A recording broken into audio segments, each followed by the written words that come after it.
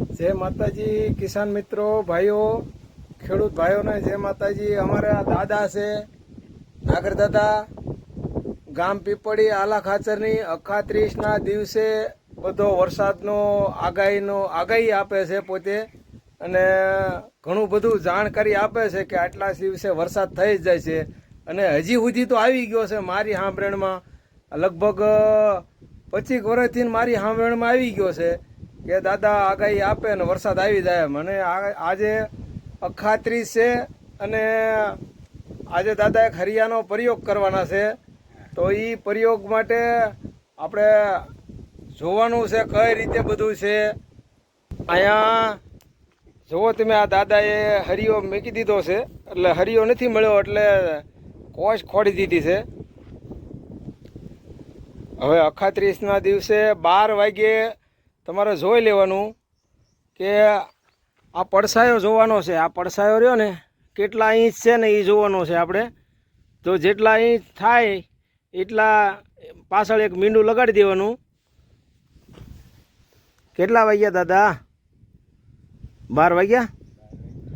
12 વાગી ગયા છે અને જુઓ તમે આ 12 વાગી ગયા છે એટલે આપણે તપાસ કરી લઈએ કેટલું છે।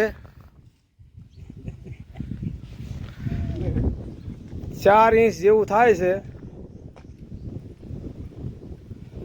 5 ઇંચ છે। 5 ઇંચ છે। 4.5 5 ઇંચ જેવું છે। દાદા એમ કહે છે 5 ઇંચ જેવું છે એટલે પાછળ મીંડું આપણે લગાડી દેવાનું છે। આ પાછળ મીંડું લગાડી દઈએ એટલે ઓછામાં ઓછું 40 ઇંચ વરસાદ આપણે ગણો। 5 ઇંચ છે 4 થી 5 ઇંચ જેવું 4.5 5 ઇંચ જેવું છે એટલે 50 ઇંચ વરસાદ થાય આપણા આ એરિયામાં। હવે ગમે ત્યાં થાય ખરો આપણે અહીં કરવી એટલે લગભગ આપણે એટલો થઈ જાય પણ વરા પાણી બધે હરખો પડછાયો ન બતાવે। આ જે હરિયાનો પડછાયો રહ્યો ને એ બધો હરખો ન બતાવે, અલગ અલગ બતાવે એટલે બધે ઝાઝા ઓછો વરસાદ થાય। એટલે જય માતાજી મારા મિત્રો અને કાલે ગણપતિ દાદાને લાડવા જમાડી દેજો અને આજે અખાત્રીનું જેને મુહૂર્ત ન કર્યું હોય એ મુહૂર્ત કરી નાખજો। આજે આખો દિવસ સોગડિયા હારા જ હોય એટલે કાંઈ તમે ઉપાધિ કરતા નહીં, જે કરવું એ કરી નાખજો। અખાત્રીનું મુહૂર્ત કાંઈ લેવાનું હોય કાંઈ દેવાનું હોય તો દઈ દીજો દીકરીઓને બહેનોને અને લેવાનું હોય ને તો લઈ લેજો।